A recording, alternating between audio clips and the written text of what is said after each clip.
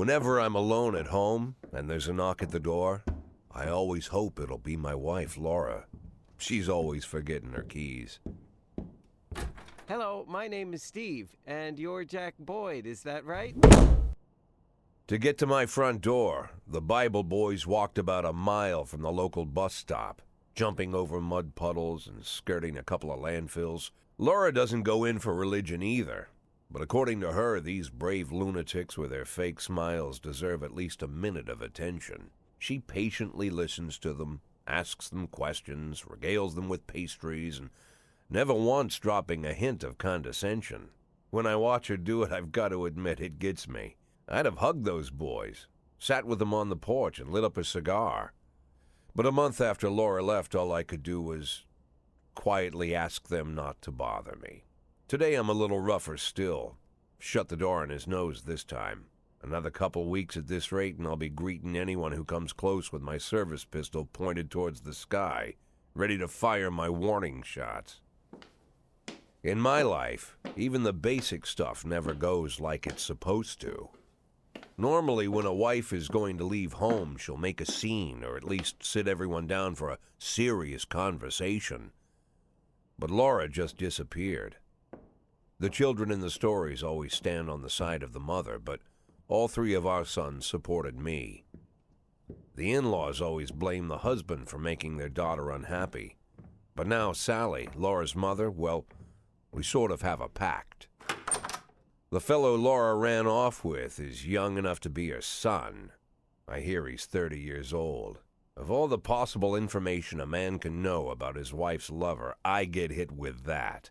Fortunately, Laura's mother doesn't like the way it sounds either. Sally figures this guy just thought he'd have some fun with a mature woman, but he'll be back chasing college girls before the year is out. So we have an agreement. Sally's going to track down Laura and try to reason with her, and we'll arrange a meeting. Meanwhile, I'm supposed to not do anything stupid, which of course means anything at all. It's a crazy situation. I'm the police chief, and the person I'm trusting to find my wife is an old woman armed with a phone book. But I can't afford to lose Sally as an ally. So for the moment, I had to swallow my pride.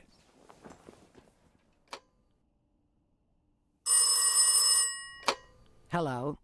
Mrs. Markham, this is Boyd. Oh, is there any news? That's what I wanted to ask you. Have you found anything? An address, phone number? Have you spoken to her? Don't worry, Jack. I've narrowed the range to 2 suspects, or whatever you like to say at your police building. At my police building, we find people faster than a funny old woman chirping on the phone with my wife's girlfriends. Oh, you're an old man, Jack. Come to your senses. They'd give us straight odds on the street. But I've got more energy, Jack. Maybe you think I'm a foolish old woman, but I go to my book club, argue with the girls about Byron, and it gives me energy. I talk to my dogs, and it gives me energy. And you have nothing, Jack. You don't even have a hobby. You got no passion. It's why Laura left you. Let's not go back into that, Sally. Find my wife, and we can discuss my hobbies later.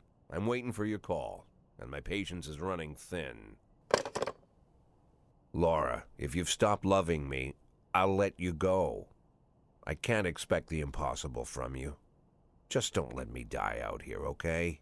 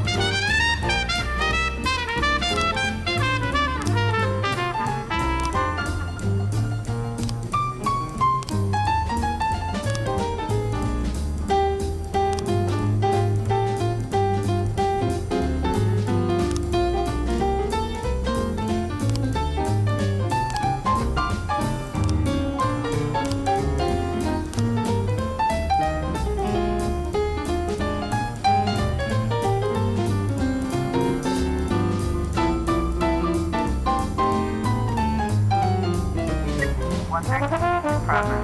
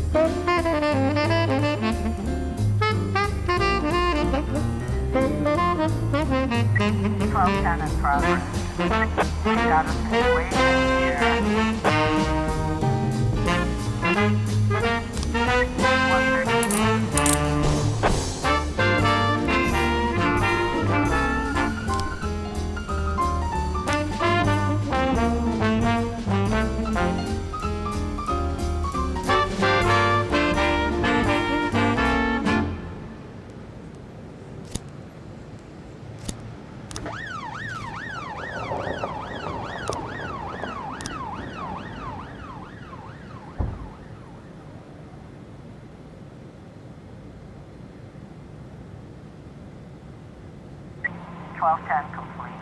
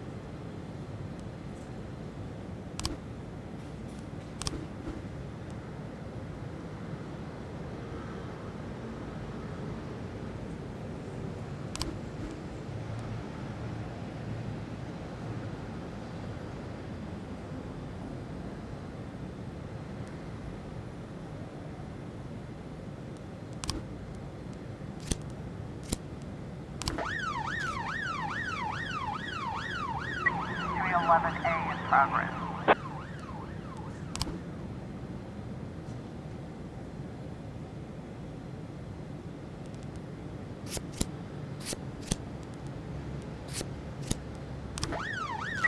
A in progress.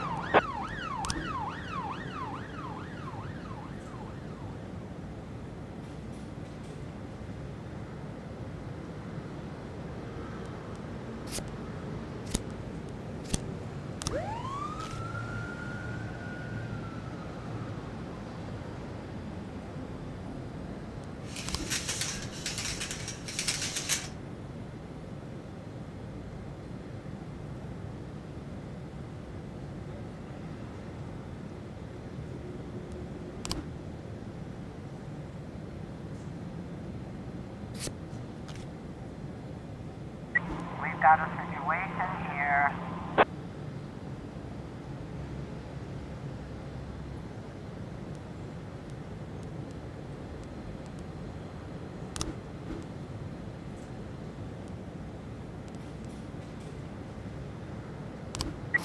A complete.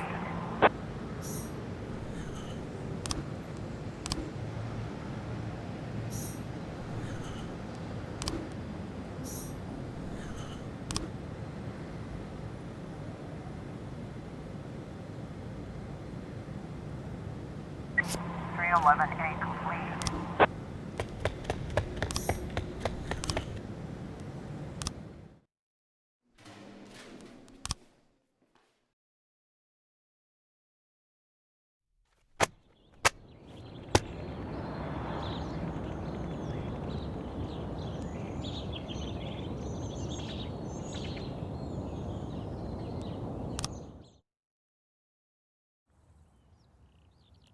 Why would a man need a barn? To store all the stuff you can't bring home. About 30 years ago, back when I was young and interested in farming, I carried all kinds of junk home. After a day in the field, I'd come home with buckets, shovels, dirty boots and clothes, and instantly transform the living room. But even back then, there's something I always kept in the barn.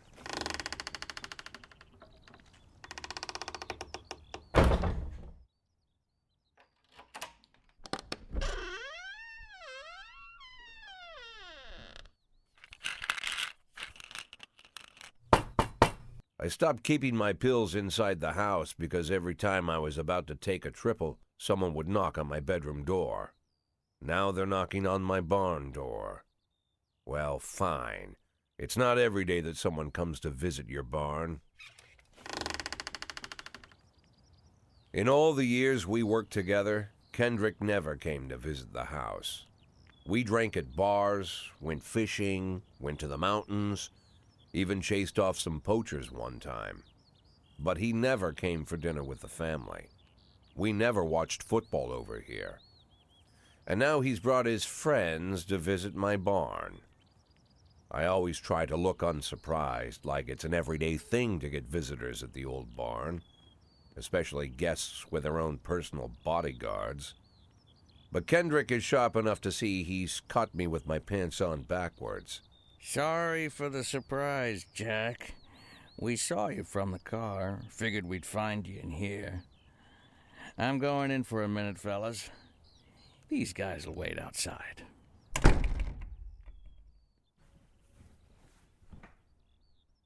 How long you been dating the lover boys? They're sans people, Jack. Yeah. So now you're appearing in public with members of the mafia? Jack, I'm leaving tonight. More like fleeing. Jenny and I are taking the girls and making a run for it. Probably won't be seeing each other again. I've got new documents, a new name, a new life, everything new. The papers say you're still working your last week for the department. I've got to get out today. I won't be getting another chance. Don't know if you noticed, but the whole city is against me. You told your mafia friends about your plans. Jackie, if I don't fix everything with them in the next few hours, they're going to kill me. And not just me. My family, my relatives, God, Jack, I don't know who else. They found out that I was planning to run and they demanded that we close our contract today. Your contract, Frank? Really? Is that how you talk now? Maybe you should call in the lawyers to straighten all this out. Now is not the time, Jack, please. I have a commitment to them until the end of the year. They need an inside line at police headquarters. I can't just give them back the money. That's not how the mafia works. If I can't find someone I can trust tonight, I'm dead. You know me, Jack. I wouldn't ask you if I wasn't afraid they'd cut my daughters to pieces before sunrise. He's the damn fool who puts his daughters in the crosshairs in the first place. Anyone in my place would have dressed him down good. But I didn't want to pile it on. Fate's already got this guy's soul in the grinder.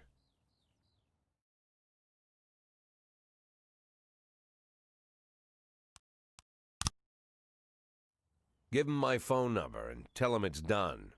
Don't call me. Don't come to work today. I don't want to see or hear from you again. Time for you to go. Jack, Get the fuck out of my nice cozy barn, Frank.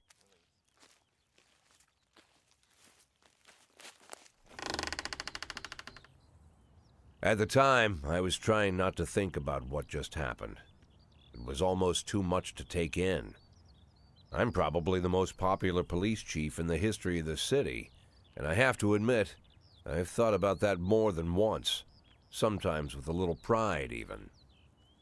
In one of the features they wrote about me in the papers, they said it pretty plain. He catches the criminals. Believe me, high praise like that is unheard of in Freeburg, especially for a cop. And here I am, the person who catches criminals, and I've agreed to help the mafia, or I'll come home to a bag stuffed with my kids' body parts. Right before the last hammer falls. Hey, remember that cop who caught criminals? It turns out he was a mafia bitch. And all for the sake of a greedy, corrupt cop who should have fled the country years ago. That sound right to you?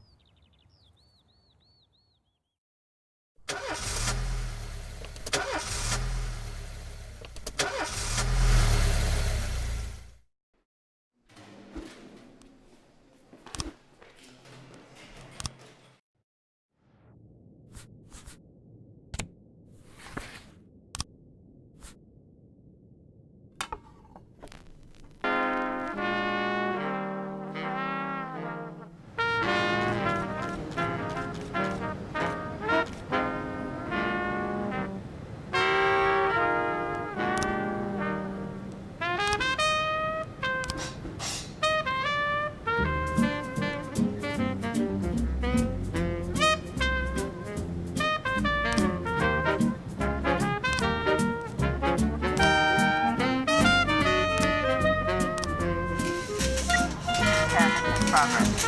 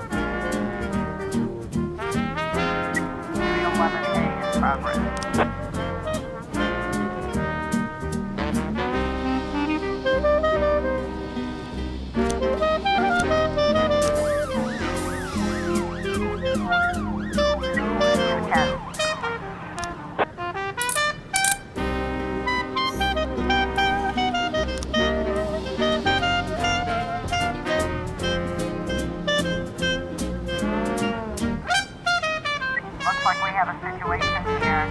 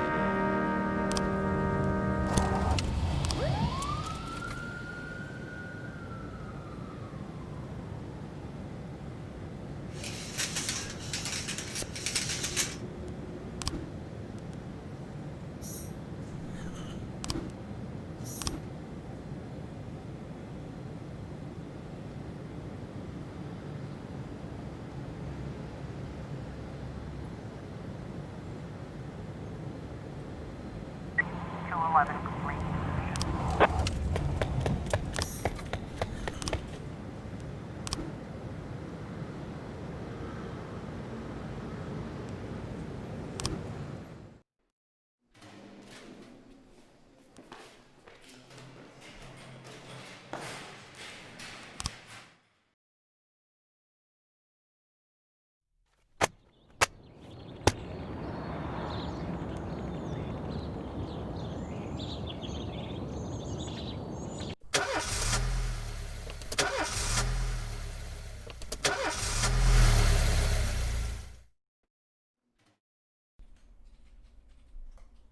Mr. Boyd, there was a man here earlier.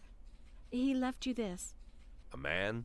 What man? Who let him on this floor? I don't know. I've never seen him before. I asked him his name, but he just ignored me. He was talking on a big telephone, you know, one of those portables. He gave me this envelope and left. Damn. Okay, let's see about this.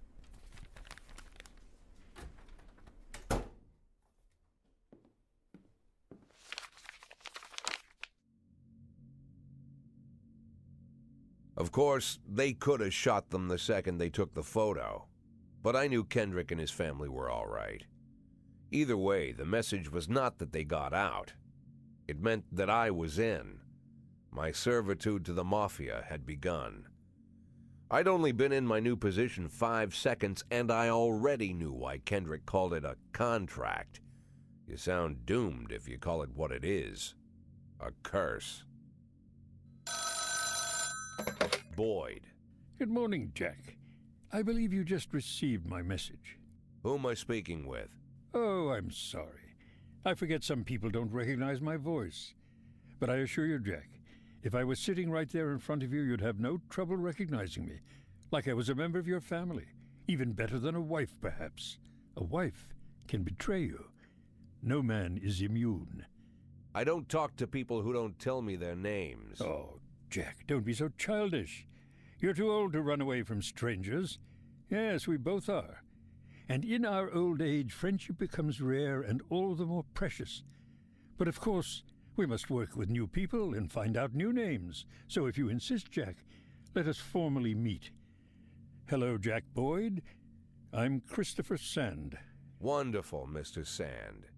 And what is it you do for a living? Oh, you'll soon find out all about that. Well, you'll learn much more than a simple policeman could ever expect. You're a simple policeman no longer, Jack. Don't turn off your phone. You start today.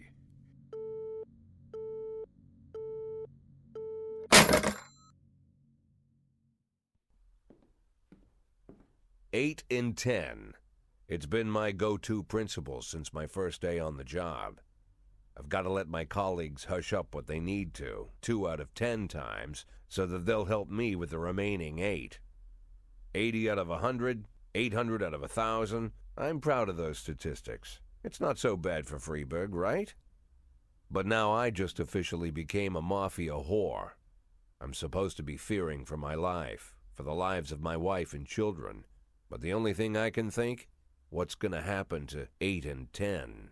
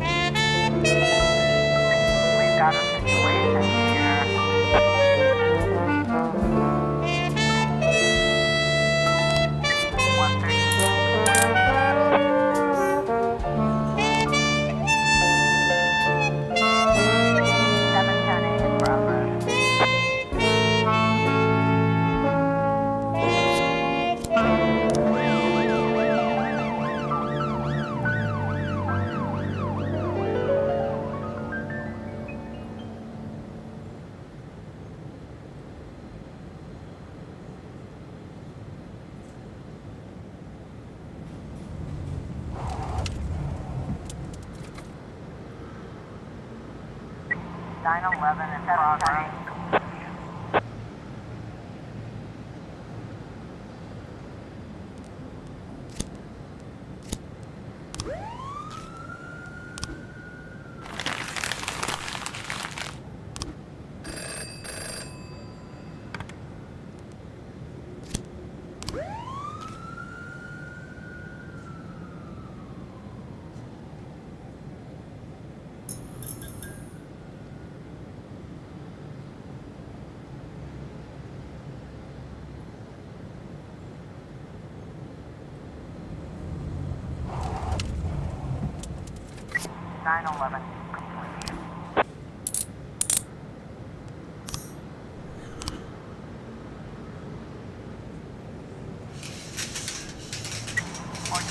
In progress.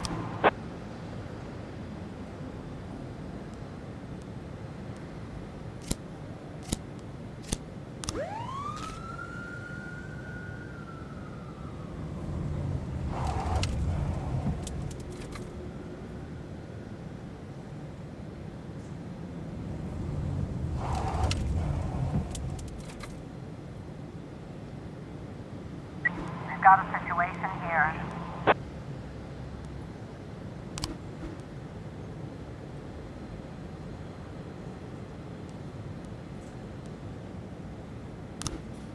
Four 12